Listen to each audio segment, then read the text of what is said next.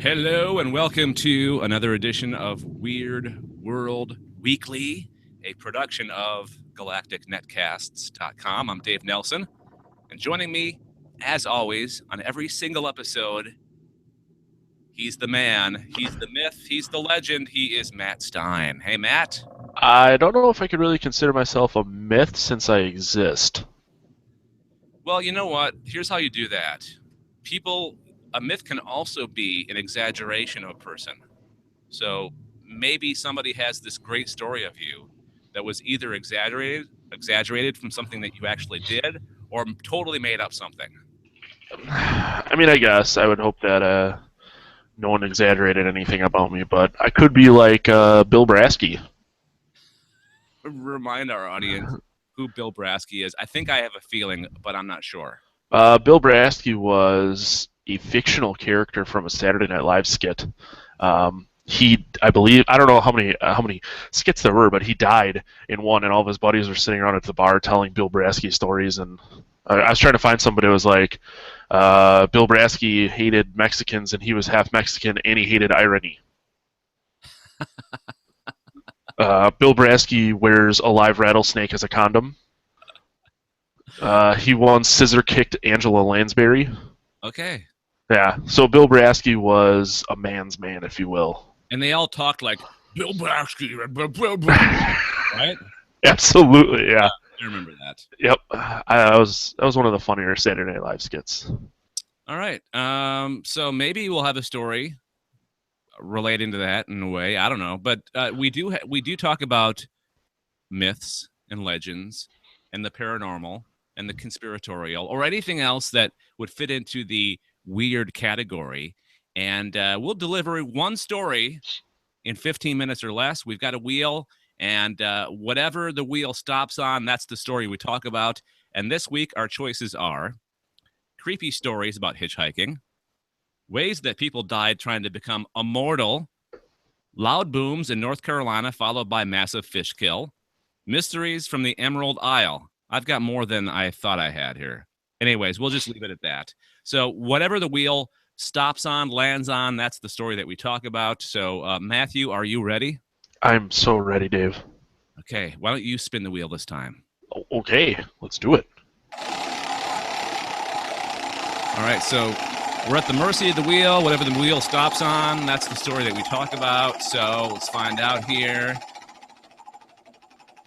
And all right, I think it looks like ways that people died trying to become immortal. So let's get into that. Let's start the timer. You know, I'm starting to feel like we're married to the wheel because we're always waiting for it.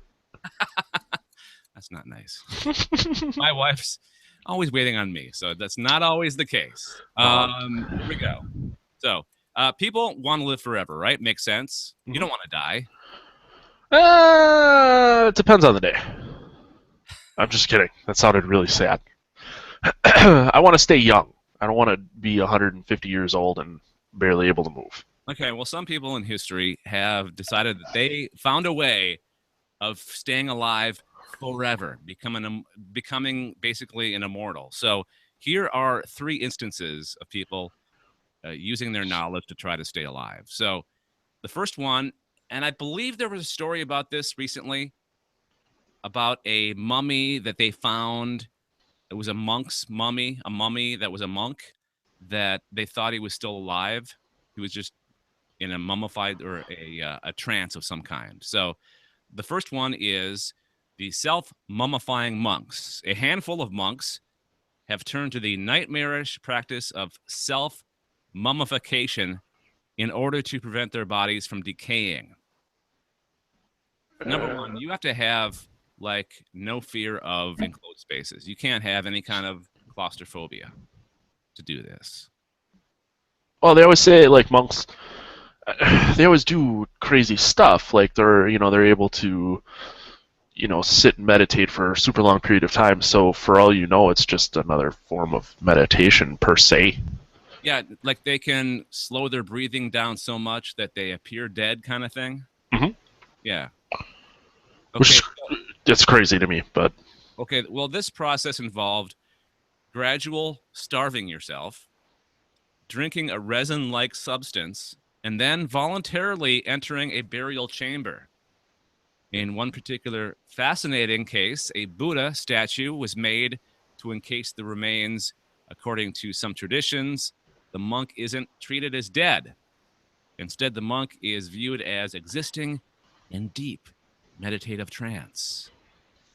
Some believe that monks who entered this state would be called upon in billions of years when humanity would need them and their bodies intact. So they're kind of like superheroes.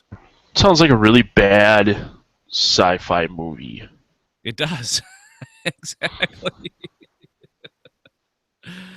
You thought he was actually like a mummified something, but it turns out he's alive and he's seeking vengeance. Yep, seeking vengeance on those who lied to him. He's got 1,000 years of being pissed off, and he's ready. Correction, billions of years of being pissed off. Yeah, all right. So next one is Henry II's gold drinking mistress. Not gold. What's the phrase? Gold digging? Gold digging. No, she's a gold drinking mistress. I don't even know the words to the song Gold Digger, in which to change it to gold drinking, but that would have been a cool joke. It would have been if we were up on our hip hop and pop music knowledge, which either of us, I don't think neither of us really are. Not top, like, popular pop music. I listen to hip hop that no one's ever heard of, I guess. Yeah, you just want to be different. I listened to hip hop before everyone else listened to hip hop. If I had hipster glasses, this is where I would push them up. So, his gold drinking mistress, Henry II of France, had a close companion during his life. He was married, but also had a mistress. And her name was, I'm going to totally screw this up, Diane de Poitiers. Diane de Poitiers. I know that that's not correct, so I'm sorry, French-speaking people. Diane not going to work here anymore, so it doesn't matter.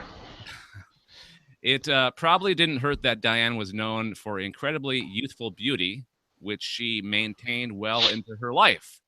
She went to great lengths to preserve it, including drinking a concoction made of gold chloride and diethyl ether. Diethyl ether. So, and I realize this was probably Henry II was, what, 1600s? I'm really bad at history, but I know that they didn't know what we know now, but at what point were they like, this will make me live forever if I drink this random death liquid and gold, I'll live forever. Like, someone at some point somewhere had to say, I know how you can live forever, because I have a hard time believing she just woke up and was like, oh, if I drink these two things, I'll naturally just live forever. Well, gold always had kind of a mystical thing surrounding it. So why not just drink gold then? Where does the ether come in? I don't know. I have no idea.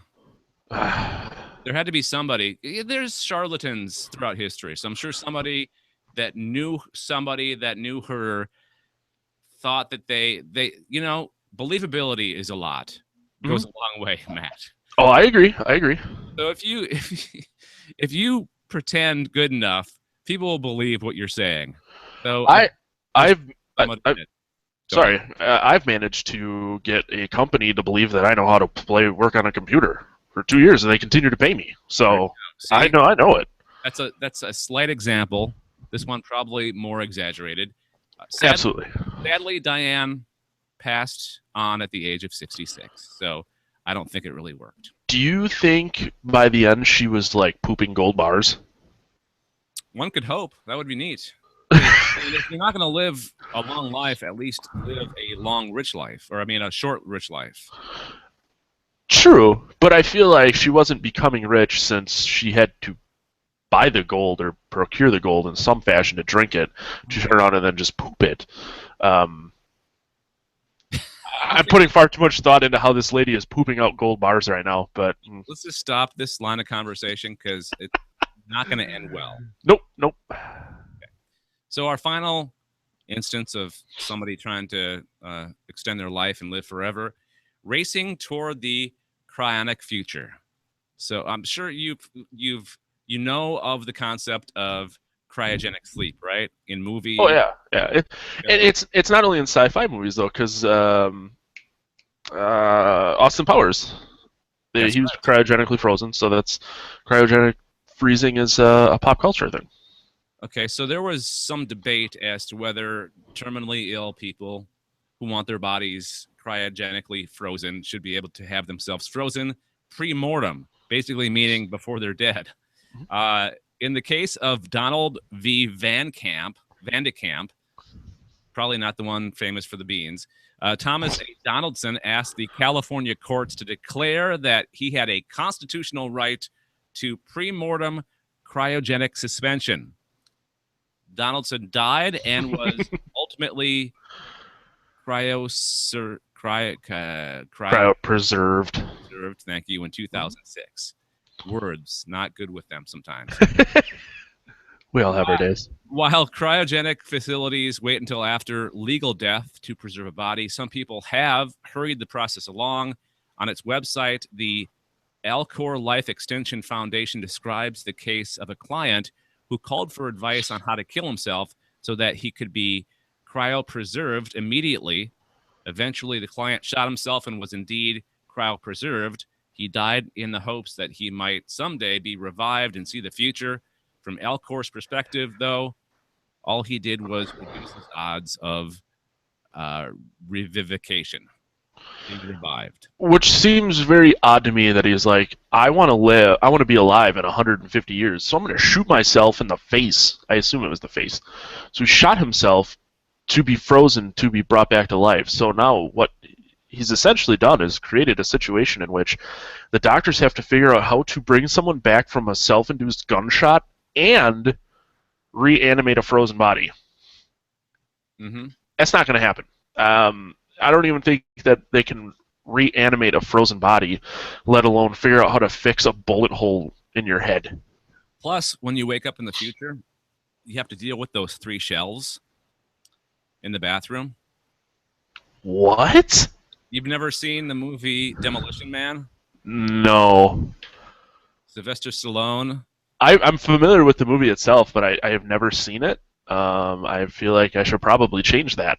That involves cryogenic freezing, and he wakes up. He's from like the 20th century. He wakes up in the future, and he has to deal with a new way of taking care of things in the bathroom involving 3 shells. And they never explain the 3 shells. Huh. Interesting.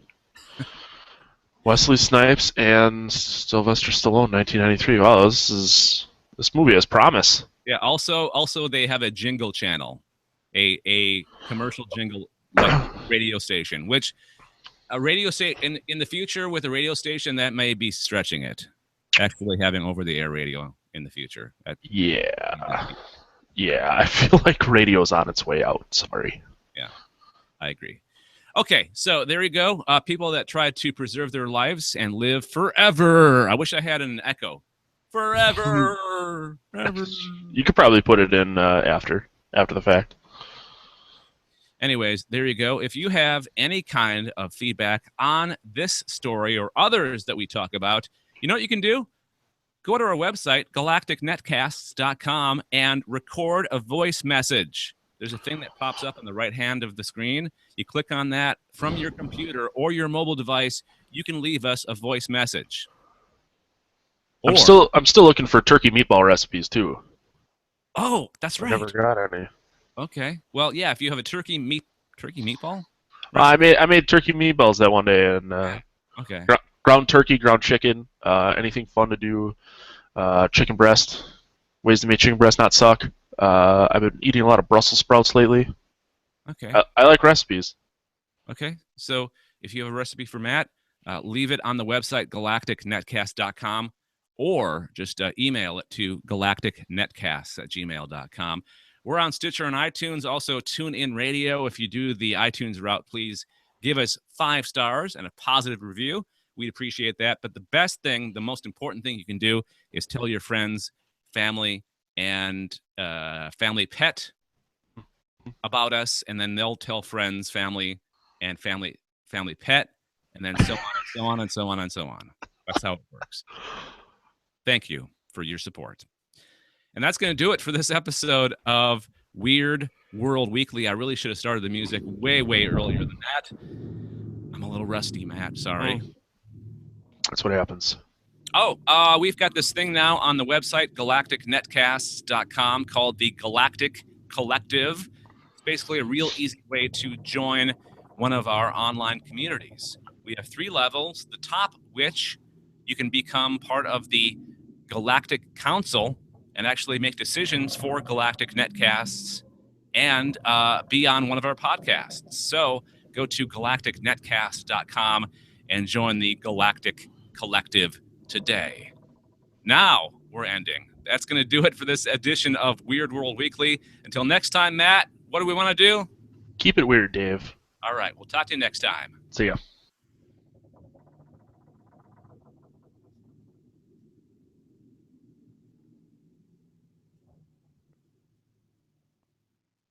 Okay.